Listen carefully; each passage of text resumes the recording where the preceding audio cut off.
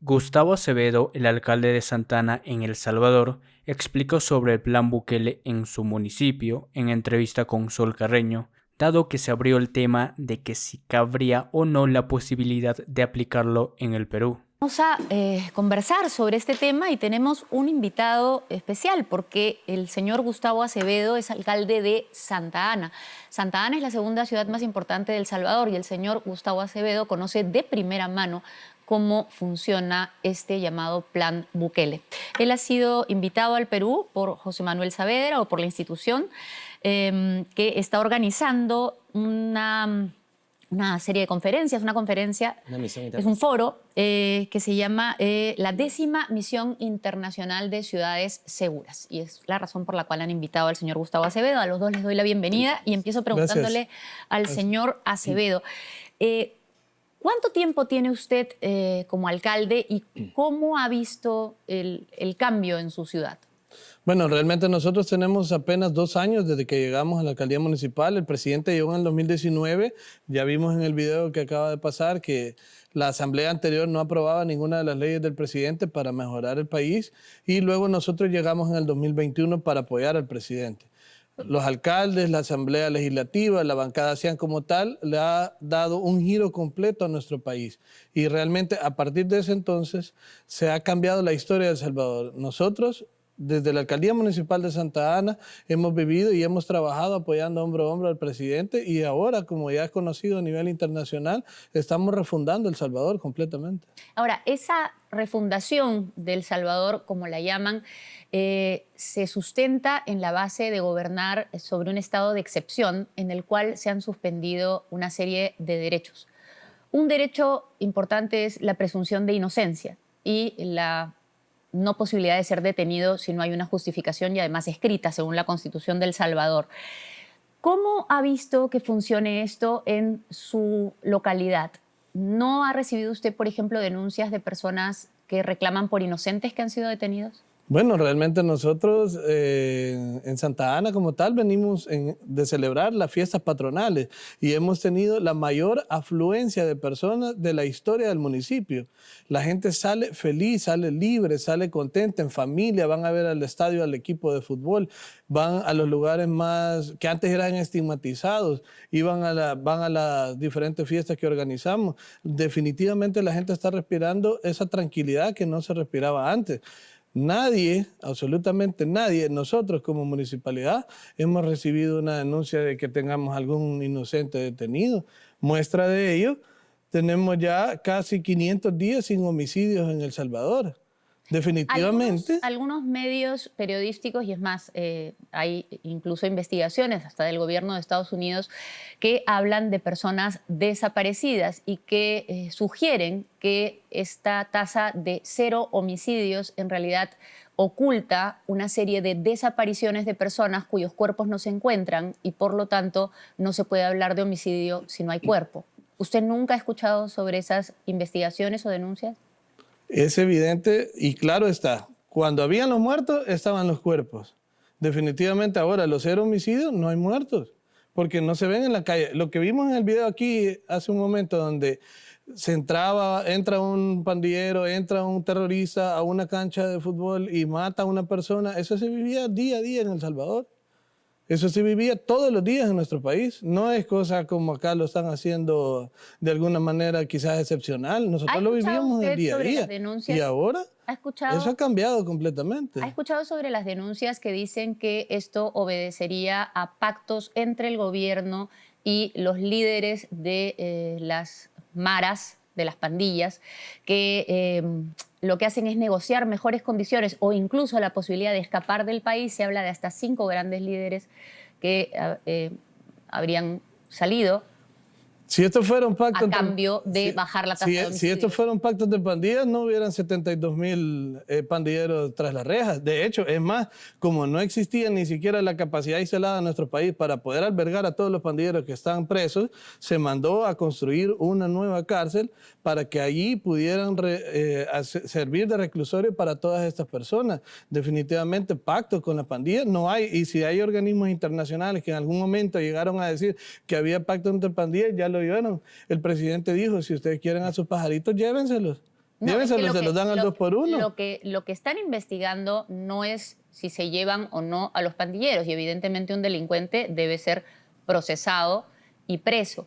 Lo que se está diciendo es que la baja de la tasa de homicidios obedece A que más están que a presos, a que están presos los que Obedece- definitivamente cometían los homicidios. pregunta- A eso obedece realmente. Bueno, eso es lo que dice el gobierno y es lo que dice usted, por lo que veo. Pero lo que dicen algunos medios de prensa bastante serios, incluso hay una investigación en los Estados Unidos sobre este tema, es que más bien obedece a tratos con los pandilleros. E incluso se han presentado imágenes de personas encapuchadas entrando a las cárceles para comunicarse, y se han presentado audios que revelarían que sí hay acuerdos, algo que el presidente Bukele niega. ¿Usted también lo niega?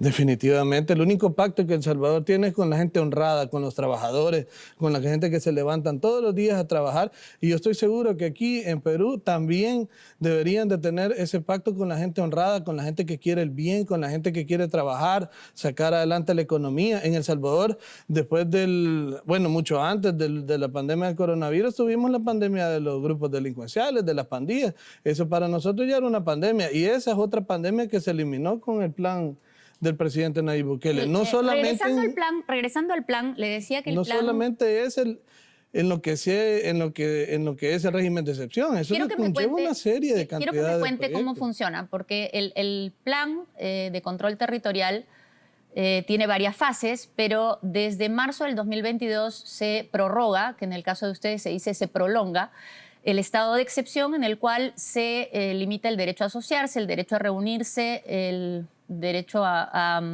ser considerado inocente, a tener un juicio justo, a no ser detenido ni preso sin orden escrita, y también se limita el derecho a la inviolabilidad de la correspondencia. ¿Cómo se aplica eso en la vida diaria? O sea, Bueno, ¿qué cosa sucede en su municipio todos los días para que hayan 72.000 personas presas? ¿Todos los días se captura 100? ¿Todos los días se captura 700? es evidente que inicialmente, cuando esto comenzó, los pandilleros realmente estaban quizás preparados para combatir esto, pero definitivamente nos dimos cuenta que no. Realmente solo eran amedrentamientos, y se empezaron a capturar a todas esas personas. Los homicidios se fueron para abajo inmediatamente. ¿Cómo se les captura? Ahora, en el día a día, realmente la vida se vive normal en el municipio. Pero ¿qué cosa es un día normal? ¿Salen las patrullas a las calles y comienzan a preguntarle a la gente, o ven a una persona tatuada y la suben a un carro y se la llevan? Hay un protocolo de investigación que lo hacen las autoridades, que se les corresponde. Hacen este protocolo de investigación de las personas, definitivamente se perfilan, ya lo vimos en el video, hay un plan en este momento que se llama extracción. ¿Por qué? Porque las pandillas, incluso en El Salvador, ha llegado la extrema necesidad de esconderse, que han abierto hoyos adentro de los diferentes tapiales, allá le llamamos paredes, tapiales, no sé cómo le llaman acá, pero abren hoyos adentro de los muros y ahí se meten y se esconden, se meten adentro de las fosas sépticas donde hay excremento de seres humanos, se van para las montañas a hacer... de alguna vez para tratar de exiliarse, han de alguna manera buscado esconderse hasta debajo de la tierra. Pero la pregunta era, ¿cómo Eso vive día a día el municipio la extracción, por ejemplo, la captura de todas estas personas? ¿Cómo es? Cuénteme. Un caso ejemplar. Nosotros en Santa Ana teníamos una persona que había comprado una propiedad. Esa propiedad la tenía desde hacía muchas décadas. Definitivamente esta persona no podía ingresar a su propiedad porque los grupos delincuenciales se la habían tomado. Y definitivamente no había ninguna posibilidad que él pudiera entrar. Ni siquiera podía venderla, ni siquiera podía heredarla, ni siquiera podía transferirla porque podía tener problemas con las pandillas. Y definitivamente estaba bajo amenaza.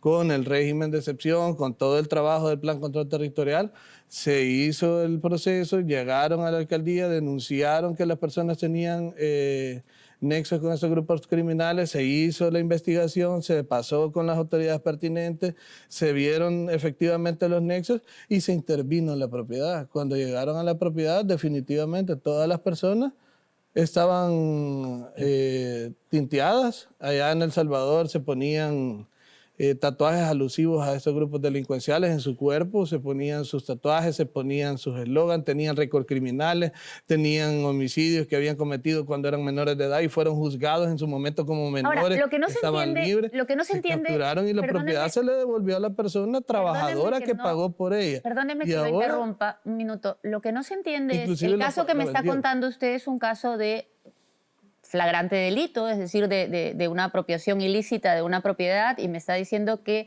al interior de ella se encontró un grupo de personas con antecedentes e historiales criminales. Entonces, lo que no entiendo es por qué, si hay un delito flagrante y hay personas con antecedentes criminales, no se puede seguir el método normal, que es hacer una orden escrita de detención con las evidencias que se tiene. ¿Para qué se necesita decir que no hay presunción de inocencia? Claro, pasaron 30 años y no había podido recuperar su propiedad. ¿Va? Pero eso... Y con los métodos normales, ¿va? Con los métodos tradicionales, pasaron 30 años, él ponía la denuncia, en algún momento le hicieron caso, capturaron a las personas, ocurría en El Salvador una situación que se llama rueda de caballitos, lo capturaban el lunes, los jueces estaban coludidos con las pandillas, estaban metidos los policías, estaban metidos una serie de elementos. ¿Sabe qué En la pandilleros? siguiente semana Sí. salían de regreso y Claro, volvían pero a la casa. ¿Y sabes qué hacían? pero ahí- Agarraban el teléfono, le llamaban a la y persona extorsionaban y igual le que- extorsionaban a Claro, un pero la y pregunta le amenazaban con matarlo. A la tal pregunta persona es que por se tuvo qué- que ir del país. La pregunta es por qué no se puede combatir eso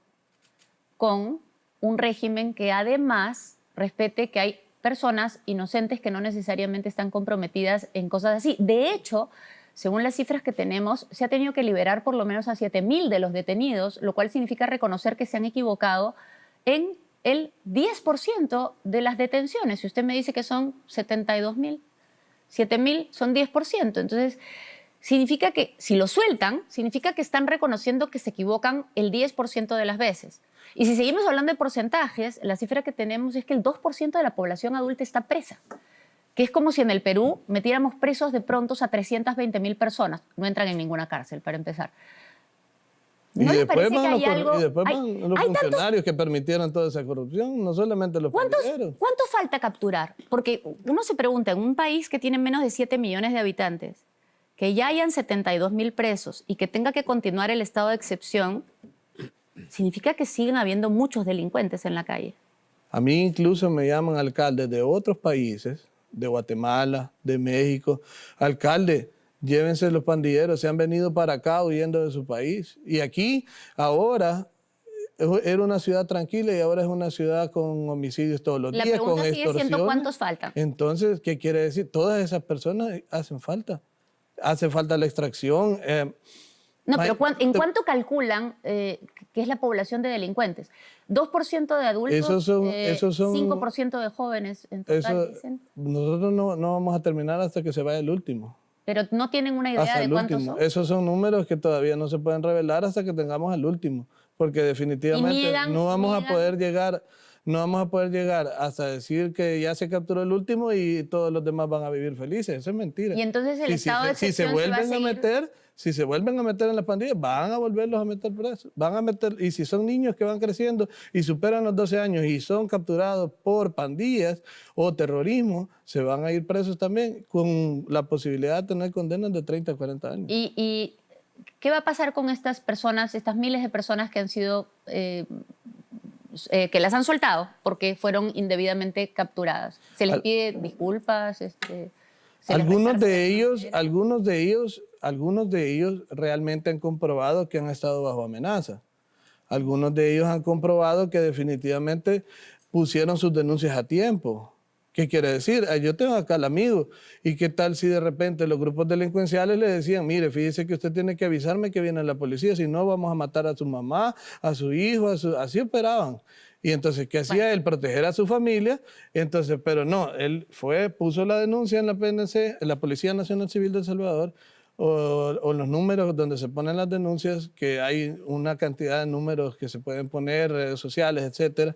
Entonces él se curó y puso las denuncias pertinentes, definitivamente. Entonces comprobó mediante esa forma de que él estaba bajo amenaza. Entonces, él le pasaba información a la policía, muy probablemente, pero él fue liberado porque se comprobó que definitivamente estuvo amenazado. Entonces, Y a ya esas personas que están o sea, amenazadas... no van a- temas no, que un no. inocente pueda ser, y no uno, sino miles de inocentes puedan ser presos o desaparecidos.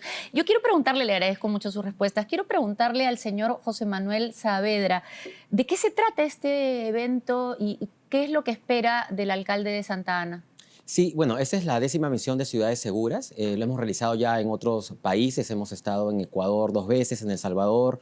Hemos realizado también en Panamá y en otros países. Y esta vez lo hemos hecho en Lima porque tuvimos este año la presencia con alcaldes, el alcalde de San Martín de Porres, el alcalde de Callao. Invitamos al congresista Min Muñantes. ¿Pero qué van a hacer y qué espera del señor? Sí, lo que estamos haciendo es un intercambio de experiencias exitosas en seguridad ciudadana, tanto de la Municipalidad de Santa Ana, que el alcalde mañana se reunirá en principio con el alcalde de San Martín de Porres, donde es un distrito muy golpeado por la delincuencia en Lima Metropolitana, y van a intercambiar experiencias exitosas en seguridad ciudadana. Entonces, básicamente lo que buscamos es ese intercambio de experiencias. Por ejemplo, yo acá quiero un poco agregar a mi experiencia que he tenido en El Salvador. Yo creo que básicamente se debe a la decisión política, lo que marca la diferencia en un plan de control. ¿Usted qué de experiencia ha seguridad tenido en El ciudadana. Salvador? Bueno, yo he estado 2 veces en El Salvador porque he encabezado la misión que hemos viajado con la delegación peruana y hemos visitado, por ejemplo, el 911 de El Salvador. Porque uno puede ¿Qué decir, significa el 911 de El la Salvador? Central de Seguridad Ciudadana. Entonces, yo creo que el Perú tiene una excelente experiencia en temas de seguridad, de acá de centrales de emergencia. Estamos dotados tecnológicamente mucho mejor que El Salvador. Pero, ¿qué marca la diferencia entre un país o una ciudad en donde tiene bajos niveles de inseguridad ciudadana, una tasa de homicidios casi a 0, con una ciudad como la ciudad de Lima, donde los alcaldes gastan miles y millones de recursos tecnológicos y la delincuencia sigue disparada? O sea, ¿usted cree que el llamado plan Bukele es aplicable a Lima y eso es lo que... No creo que o al Perú? No, estamos hablando en realidad de realidades diferentes. El Perú es un país mucho más complejo. Creo que Perú tiene muchas experiencias exitosas de haber derrotado... Más que mucho más complejos, ¿son tipos de delincuencia diferentes quizá? Lo que pasa es que hoy tenemos crimen organizado internacional que vienen de varios países y que nos obliga justamente a hacer lo que estamos haciendo en este momento, interactuar y conectar alcaldes de toda América Latina. En esa delegación también llegan alcaldes ecuatorianos que van a compartir. Lo que van a hacer es contar historias como nos acaba Van de a contar compartir el experiencias, video. van a firmar hermanamientos. Mañana nos recibe el alcalde de San Martín en la mañana. Luego... ¿Pero qué es un hermanamiento? Porque sin el régimen de excepción, y el régimen de excepción he explicado brevemente lo que es, sin el régimen de excepción no hay plan de control territorial. No, pero los hermanamientos son de carácter municipal. Lo que hacen los alcaldes son intercambiar experiencias, por ejemplo, en el tema de capacitación, entrenamiento del personal municipal del municipio de Santa Ana con los municipios peruanos. El alcalde de Ecuador, que también ¿Para qué? se suma... ¿Qué cosa van a lograr? Básicamente es fortalecer capacidades técnicas en los municipios. ¿Van a ser entrenados en qué?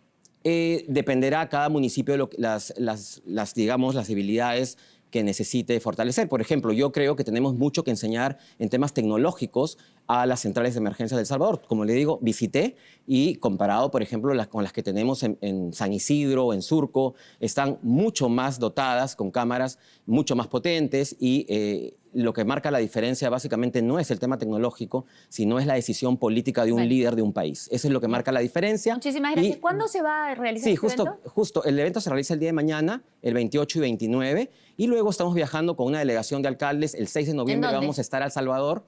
Nuevamente hemos sido invitados por la Confederación ya de Alcaldes de ¿Pero el 28 y el 29 dónde es? Vamos a visitar 7 municipalidades del Perú y el día 29 a las 4 de la tarde vamos a estar en el Congreso de la República dando una conferencia en la sala Raúl Porras Barrenechea. La entrada es libre, pueden ir cualquier persona previa inscripción, ¿no? La entrada es libre, previa inscripción. ¿Hay una página web o algo así? Sí, en la página de miclatinoamerica.com se pueden registrar y también pueden ir directamente con su DNI al Congreso y entrar de manera gratuita y libre, sin ningún problema. Muchísimas gracias a ambos por estar aquí.